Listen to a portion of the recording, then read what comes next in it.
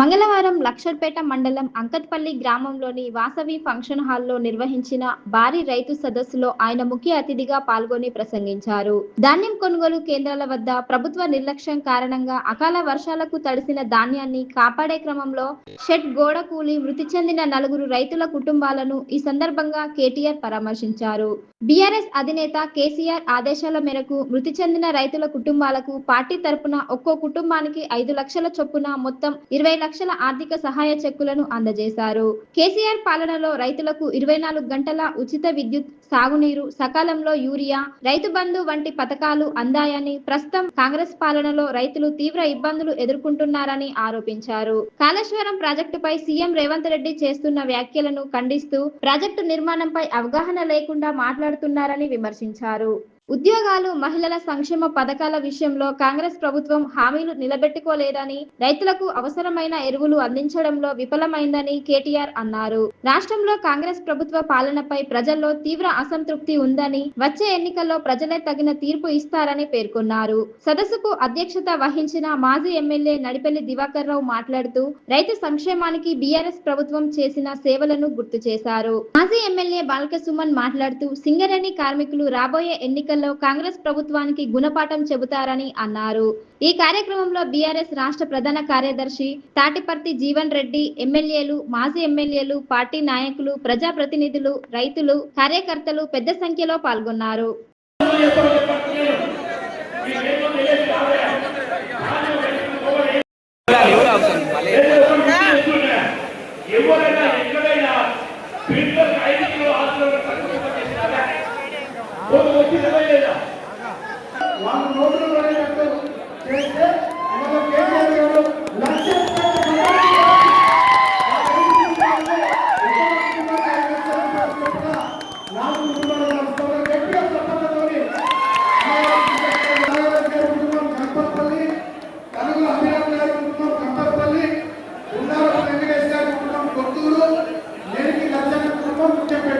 ఈ 4 కుటుంబాలకు 5 లక్షల రూపాయల చొప్పున 20 లక్షల రూపాయలు మన పార్టీ వర్కింగ్ ప్రెసిడెంట్ అన్న కేటీఆర్ గారు ఇస్తా ఉన్నారు.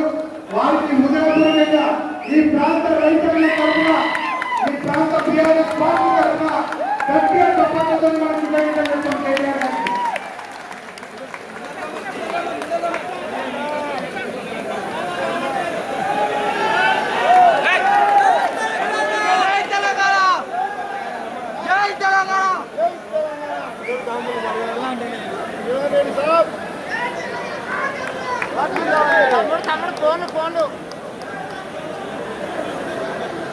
తెలంగాణలో రాక్షస రాజ్యాన్ని నడుపుతున్న రేవంత్ రెడ్డి కండపల్లి పంపు లాగు చేయకుండా, కాళేశ్వరంలో నీళ్లు ఎత్తిపోయకుండా రాష్ట్ర రైతాంగాన్ని తిప్పల పాలు చేస్తూ ఇక్కడికి పెడుతుంటే వాటి కొనకుండా, విత్తనాలు ఇవ్వకుండా, యూరియా ఇవ్వకుండా, నీళ్లు ఇవ్వకుండా, కరెంట్ ఇవ్వకుండా రాష్ట్ర రైతాంగాన్ని ఇబ్బంది పెడతా ఉంటే కాంగ్రెస్ కరువు అని చెప్పి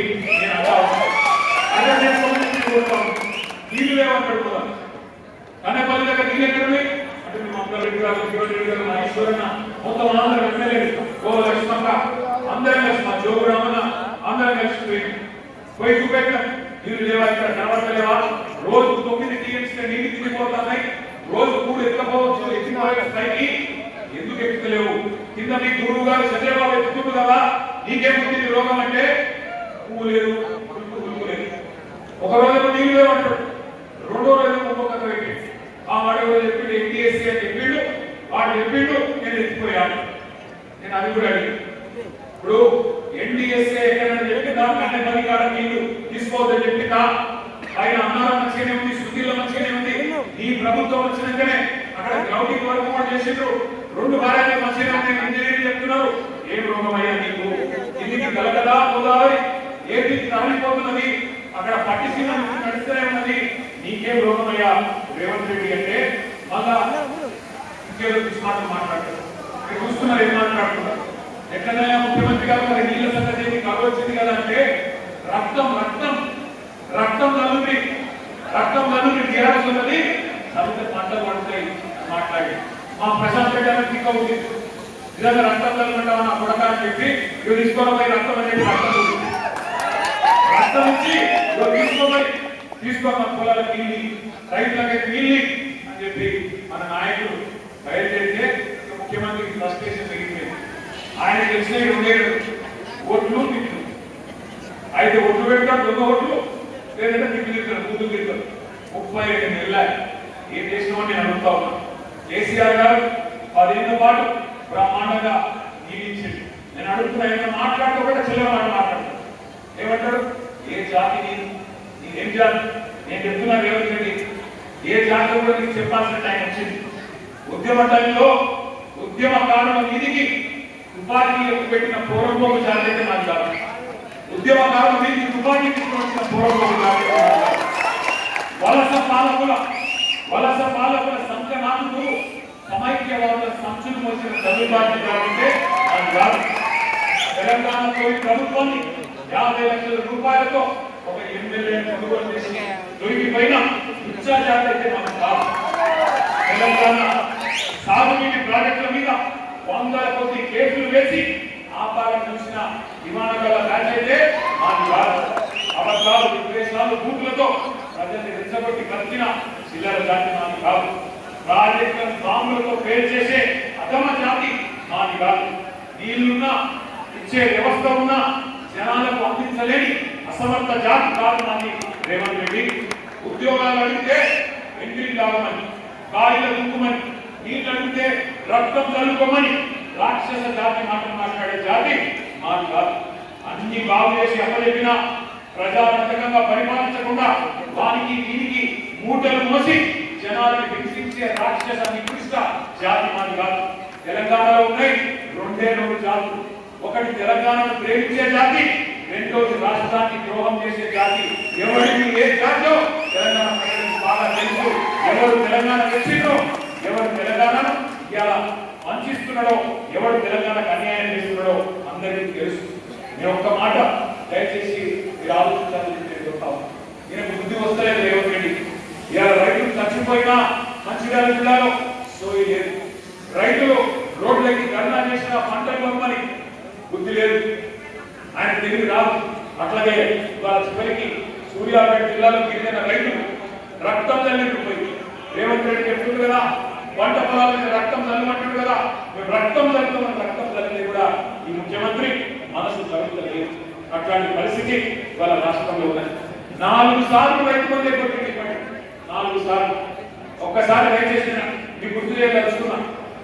ఆ రోజు ఏం చెప్పాడు? రాహుల్ గాంధీ అంటే ఆయన వచ్చి వరంగల్ వచ్చి ఏం డైలాగ్ పెట్టిండు? మా కాంగ్రెస్ గుర్తుంది మంచిగా ఇగో ఇది చేస్తాం అది చేస్తాం, రైతులకు ఏమేమి కళ్ళబోని కబుర్లు చెప్పిండో ఒక్కసారి నేను చూడాలని కోరుతా ఉన్నా వీడియో. మంచిర్యాల పట్టణ పోలీస్ స్టేషన్ ను డీసీపీ ఏ భాస్కర్ ఆకస్మికంగా తనిఖీ చేశారు. ఈ సందర్భంగా పోలీస్ స్టేషన్ పరిసరాలతో పాటు విధులు నిర్వహిస్తున్న అధికారులు, సిబ్బంది పనితీరును సమీక్షించారు. స్టేషన్ కు సంబంధించిన వివిధ రికార్డులు, కేసుల నమోదు, ఆన్లైన్ రికార్డుల అప్లోడ్ ప్రక్రియను పరిశీలించి అధికారులకు పలు సూచనలు చేశారు.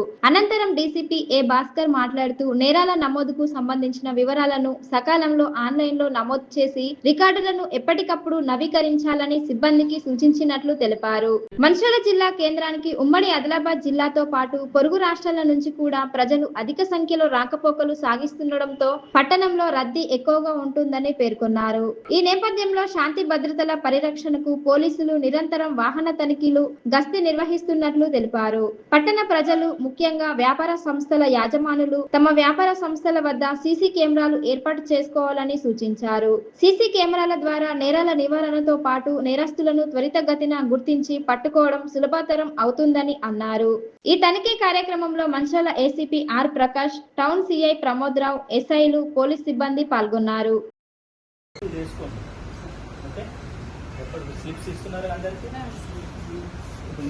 ఎన్ని రోజుల కంప్లీట్ కావాలి?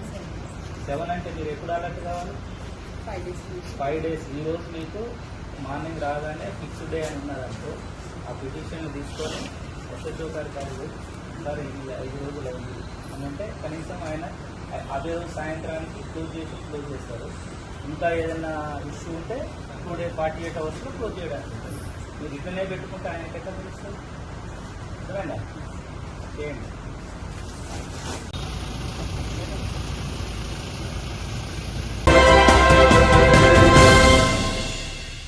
నీట్ పరీక్ష లీకేజ్ ఘటనకు పూర్తి బాధ్యత వహిస్తూ కేంద్ర విద్యాశాఖ మంత్రి ధర్మేంద్ర ప్రధాన్ వెంటనే రాజీనామా చేయాలని పీడీఎస్యు జిల్లా ప్రధాన కార్యదర్శి శ్రీకాంత్ డిమాండ్ చేశారు. మంచిర్యాల జిల్లా కేంద్రంలో నిర్వహించిన నిరసన కార్యక్రమంలో ఆయన మాట్లాడుతూ ఢిల్లీలో విద్యార్థుల న్యాయమైన డిమాండ్ల సాధన కోసం శాంతియుతంగా ఆందోళనలు చేస్తున్న విద్యార్థి సంఘాల నాయకులు విద్యార్థులపై ఢిల్లీ పోలీసులు లాఠీచార్జ్ వంటి చర్యలకు పాల్పడుతున్నప్పటికీ కేంద్ర ప్రభుత్వం స్పందించకపోవడం బాధాకరమని విమర్శించారు.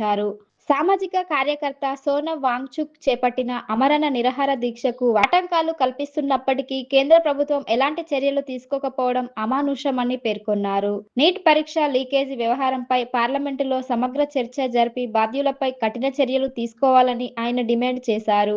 విద్యార్థులు చేపడుతున్న శాంతియుత నిరసనలను పోలీసు బలగాలతో అణచివేయడం ప్రజాస్వామ్యానికి విరుద్ధమని అన్నారు. విద్యార్థుల సమస్యలను తక్షణమే పరిష్కరించకపోతే రానున్న రోజుల్లో మరింత ఉధృతమైన ఉద్యమాలు చేపడతామని హెచ్చరించారు. అలాగే కేంద్ర విద్యాశాఖ మంత్రి ధర్మేంద్ర ప్రధాన్ ను వెంటనే పదవి నుంచి బర్తరఫ్ చేయాలని డిమాండ్ చేశారు. ఈ కార్యక్రమంలో పీడీఎస్యు నాయకులు, కార్యకర్తలు తదితరులు పాల్గొన్నారు.